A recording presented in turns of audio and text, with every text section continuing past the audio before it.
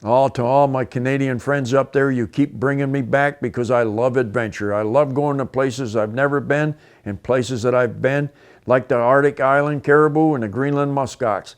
I can remember like it was yesterday. That polar bear chasing me across the ice almost had a hold of me, and Bob McGuire filmed it. You guys remember that on VHS. That was a long time ago, wasn't it? Well, this week we're going, part of my obsession quest is to go back for polar bear hunting. Back up in the Arctic, more adventure, don't go away. It's an exciting one. Bass Pro Shops and Alamositos Ranch present Bob Foulkrod's Hunting Adventures.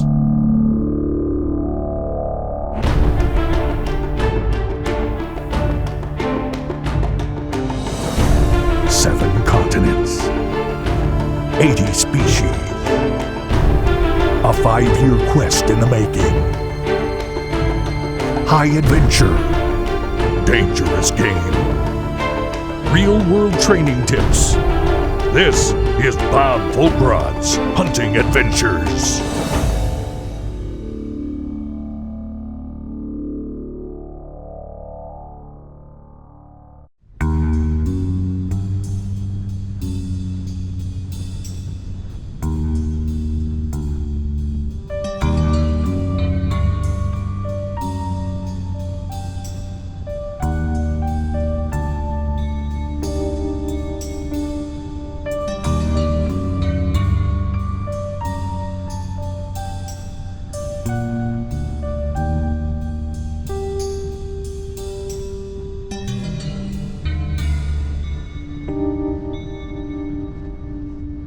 Okay, here we go. You know, Stan, Gore-Tex wanted some adventure. They wanted to test some of their gear. I'm headed to the Arctic. I'll tell you what, Bob, you are the man. This is an adventure that is off the charts. People dream their entire life about things that you've already done. Well, they want a test of equipment. This, give it to them. Thank you, partner, for sharing this with us.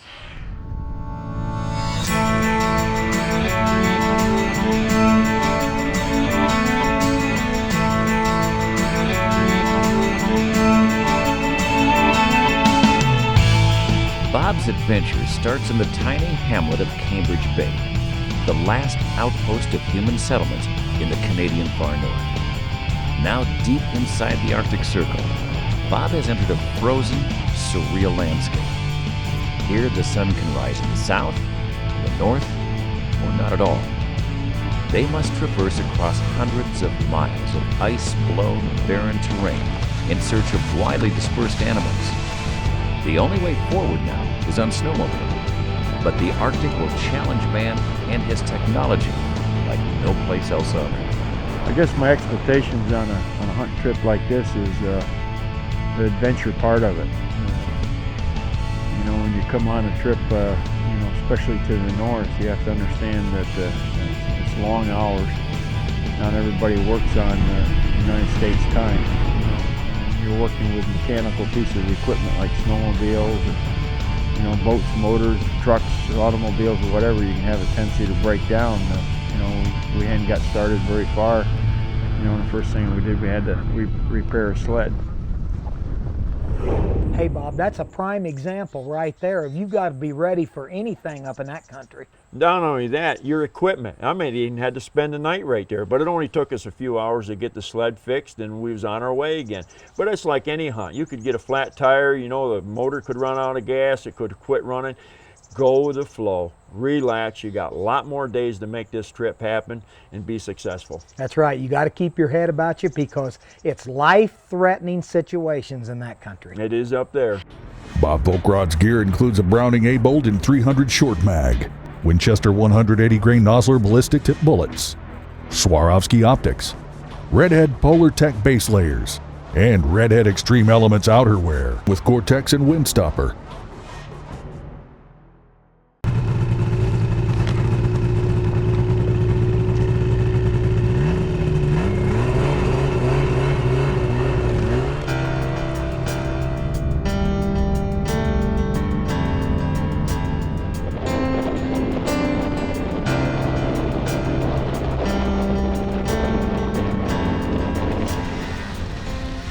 Hunting with the Eskimos or Nunavak up here in the Arctic.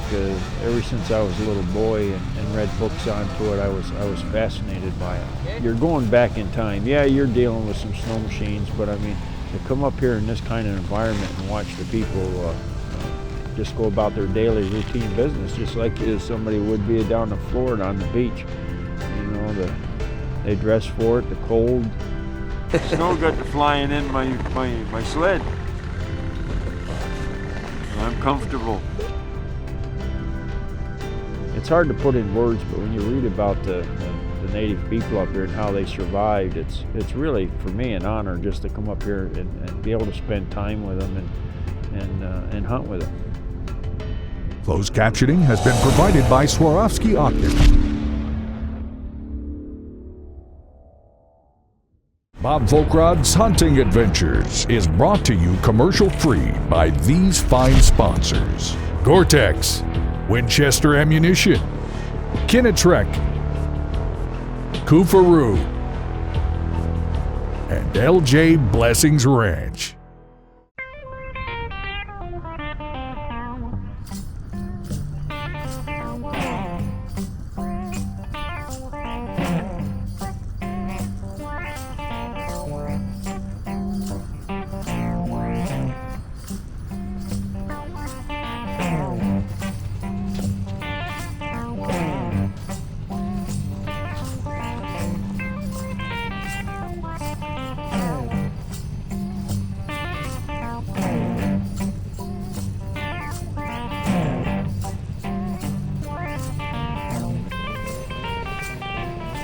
Bob sets off in search of muskox.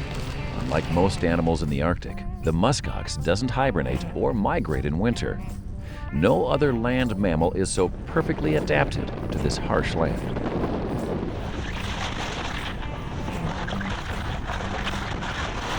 Like any muskox hunt you're on, when they see the presence of man, they seem to herd up to protect their little ones real quick. And like this trip, we were going after the one particular bull in the group, and gosh sakes, don't you know they run off, you know. And just to watch them run with the snow and the way that the sunlight's shining onto them, and to think that this animal hasn't changed for 90,000 years, it's just the romance of it.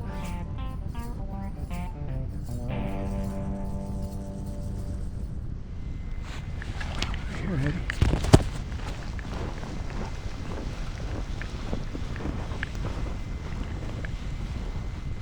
Let's set up right here. I think we got it.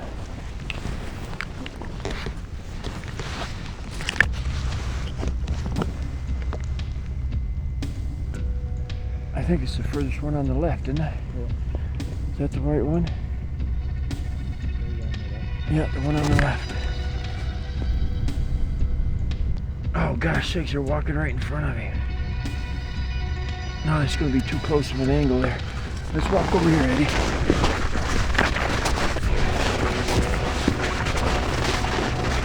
Oh, this will do it to me.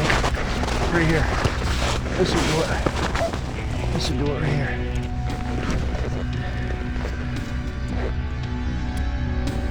Okay, here it is right here. Oh, good shot. He's going down. Huh? Yeah. That's a nice one, Eddie, huh? Yeah. Good deal. Whew. Boy, am I burning up. I am burning up. They ran off a couple times, but Yeah, you got it. we finally got in front of them. I'm going to take some of this head net off. I know it is. Let's go look at him. Well, I tell you what a fantastic animal to be able to survive in this environment. You know, they came over from the Ice Age, Siberia, I believe, came over here in the Arctic. They almost shot them off, you know. Now they brought them back to where we can have a hunting season and you folks can have a harvest. That's amazing. He hasn't changed in 90,000 years. The same old animal. You down, boy? Oh yeah. Look at that. You know what, Eddie? They tell me that this here is 6 times warmer than cashmere or lamb's wool. And just a woolly old boy.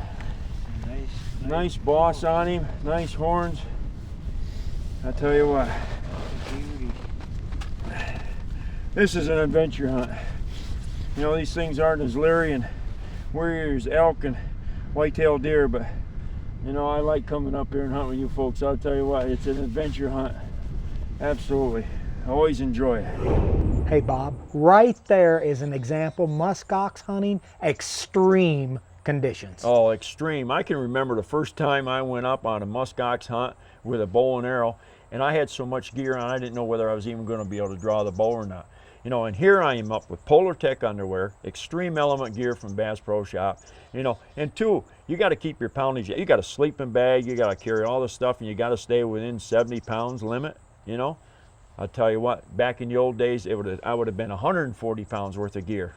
Absolutely. You'd be in trouble without Gore and Windstopper up there. But hey, right there is a prime example of hunters making the difference and bringing the animal back. Oh, they almost shot them to extinction. They almost cleaned them out. They went for the buffalo first, and when they got all the buffalo done, they went for the muskox. And now we got a hunting season for you and I, so anybody, not only you and me, but if they keep doing things right, our kids can go up and hunt them. For help with all of your hunt booking needs, contact J&M Safaris at jnmsafaris.com.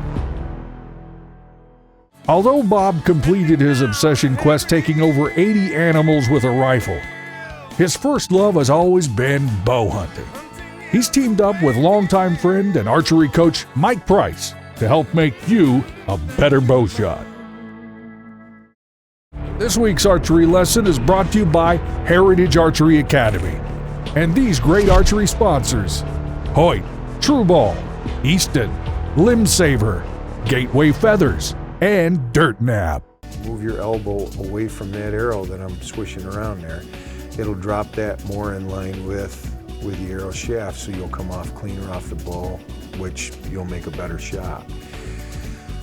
The biggest thing that we see, the biggest fallacy we see is everybody comes in the shop and they say, well, you want to make me a tournament archer.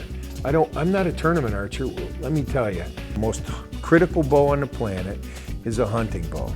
We put a blade on the front of the arrow that wants to steer. It's more important for your bow to be tuned finely and you to be a finely tuned machine to match your bow. The thing is that you can get away with a whole bunch of things with a tournament bow that you can't with a hunting bow. I can get away with the shaft coming out of the bow, maybe a little bit high. That'll make it a little more forgiving for my tournament archery.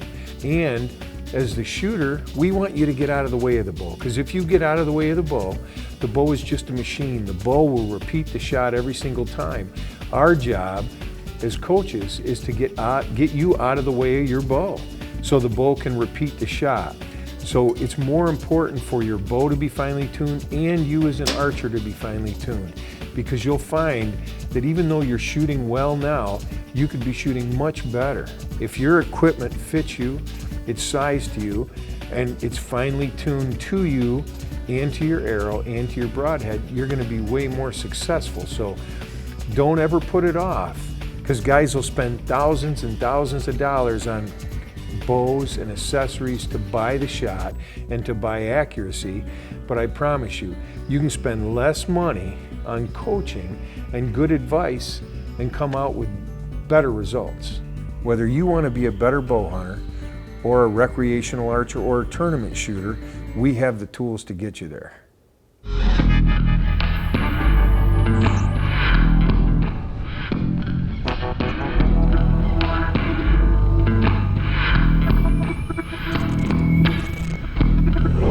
You know, Bob, this is a personal thing with you, the obsession quest, taking all these animals. I want you to tell everybody exactly about this. Oh man, Stan, I'm telling you, I'm so blessed to be able to do it, to have my health to do it. But we call it the Obsession Quest. It's the big 6 in Africa, all the turkeys, so it's giving me the World Slam on turkeys, all the North American animals on the Safari Club list. I think there's 54 of those. And we're going to do a TV show on every one of them. We're going to break it down to a DVD. We're going to do a book for them. And the real neat thing is Bass Pro is going to life-size every one of them, put it at the Harrisburg store so the whole world can see them. if anybody in this world can do it, you're the man for it. Hey, I appreciate it, Stan, but hey, let's go into this Arctic caribou hunt. Can't wait to see it.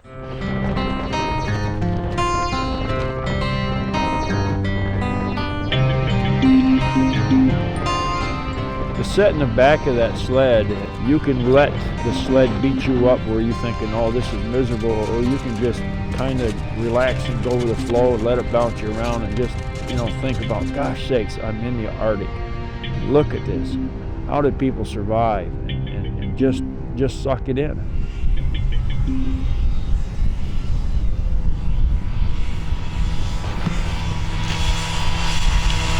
It fascinated me to come up here and see these caribou.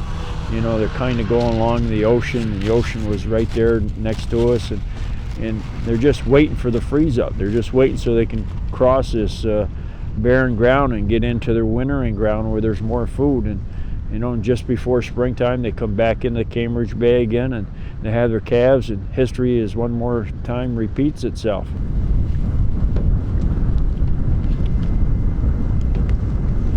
I better get them shooting sticks too. Right here.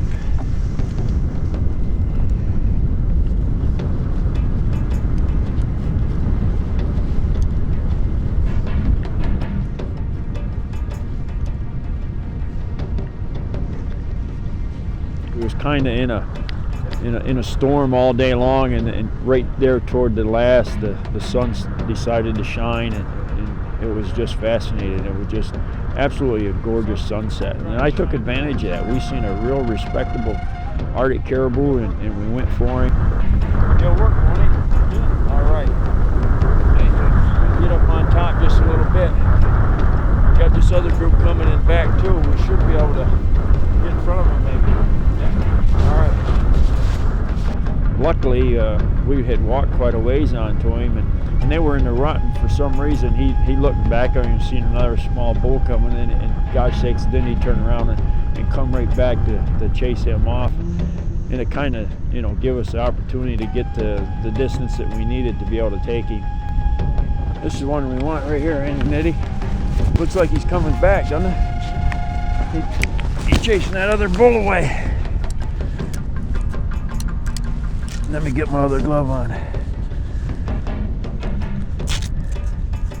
The wind stopper, keep it off my hands anyway. Yeah, that's the one right there.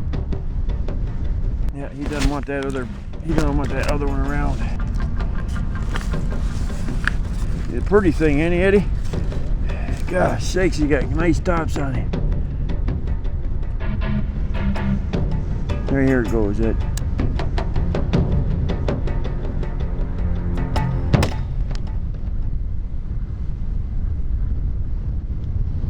All right, Eddie, huh? Oh, man, he went down. He didn't go far, did he? A shot like that. That's a good deal. Gorgeous, gorgeous, gorgeous. Yeah, look at that. Yeah, that's a nice animal right there.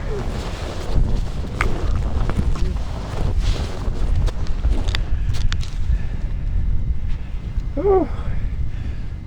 Let me pull this off here a little bit. Getting worked up. Arctic caribou up here in Cambridge Bay. Fantastic animal. They're waiting for the ocean to freeze up so they can go over to their winter ground. Then they come back over just before spring up here on the island and have their calves and wait for it to start all over again. I've taken a lot of caribou, but this is my first Arctic caribou, and that's a beauty too. Absolutely gorgeous. Transportation for all of Bob Foulkrod's hunting adventures is provided by Victor Chevrolet. Check them out at victorchevrolet.com.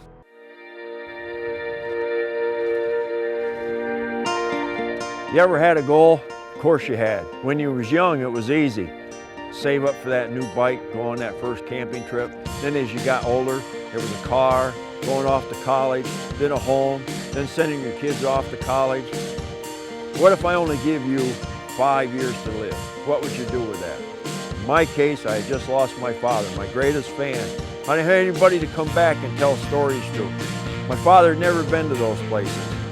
I'm sitting in there in my home living room looking at a Safari Club magazine. I had 55 animals in North America on that list. I said, that'd be a good goal to do. They break things down like the white-tailed deer more, and they break things like the muskox. There's 2 muskox at Greenland and the Barren Ground. There's more bears. So right now there's 55 animals on that quest from the Safari Club. I says, I might as well add to it and throw the big 6 in Africa. The World Slam of Turkeys. Then I got going to Russia for Marco Polos and Ibexes and New Zealands and Australias, places I never thought I'd be.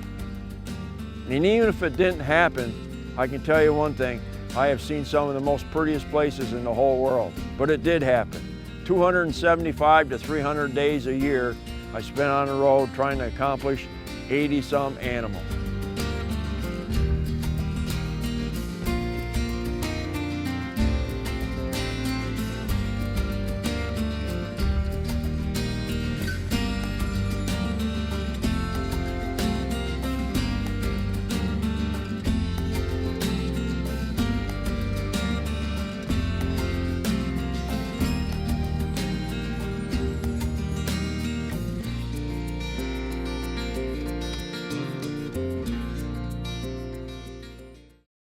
I've taken something like crocodiles, and it started out to be not only an alligator, but a crocodile.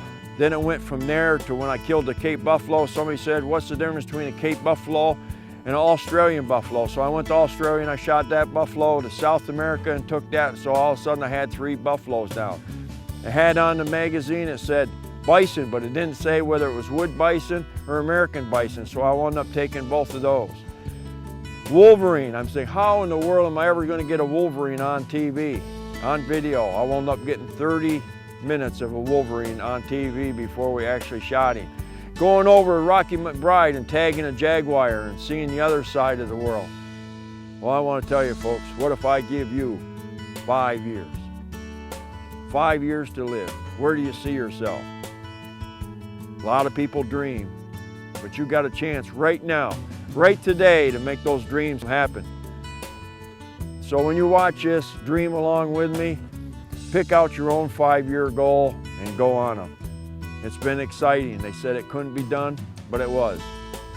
All those animals will be, all those 80 animals will be a collection at Bass Pro Shop down in the Pittsburgh store, where you can walk through and dream and plan your hunts. I'm Bob Foulkrod, and that was my obsession quest.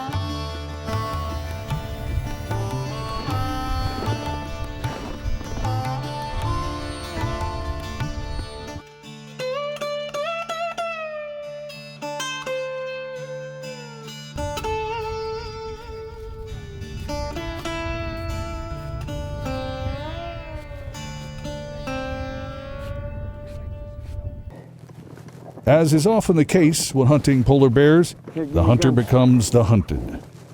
Polar bears are very curious by nature and are known to travel thousands of miles each year in search of food. It's quite common for them to come right up into camp to investigate.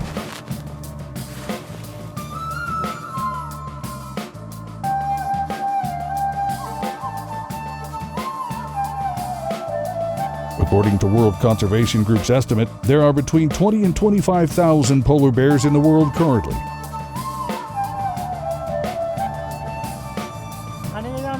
By international agreement, only indigenous peoples may hunt the world's remaining polar bears, except in Canada. They determined this is a trophy bear, and Bob should take advantage of this prime opportunity. Polar bears are attractive and appealing, but they're powerful predators that do not typically fear humans, which can make them very dangerous. Near human settlements, they often acquire a taste for garbage, bringing bears and humans in perilous proximity. The most important habitats for polar bears are the edges of pack ice, where currents and wind interact. It creates a matrix of ice patches and open water where bears can find the greatest number of seals.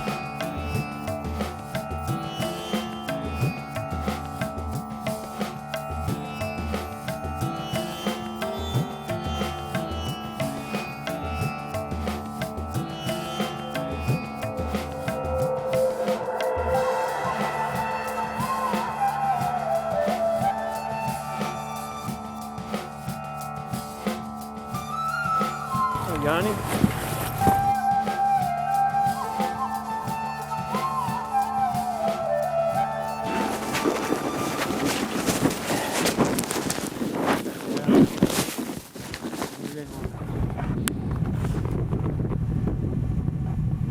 Ready?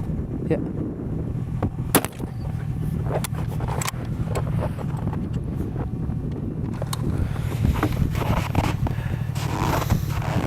All right. Just to make sure. Good deal. I think the dogs are tired. I'm tired. I didn't think they'd ever stop. We finally got him up and he laid down to cool off. Boy, we were right on top of him. The old 375 put the hurting to him.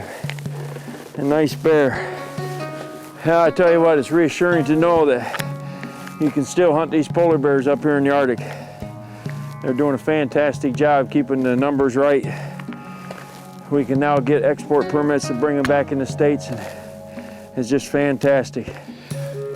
We had him in a couple times, but we finally had to wear him down. But here he is, a nice polar bear up in the Arctic. A great hunt. Fantastic, eh? Leading to me? Yes. Thank you. Leading to me? Thank you. Great hunt. Great hunt. It's reassuring to know that through conservation efforts of man, we can still come up here in the Arctic and hunt polar bear. Here's proof of it right here. And guess what? If we keep doing a job like that as sportsmen, your children will be able to come up here and hunt polar bear too. It's been a great day, and we got a lot of pictures to take.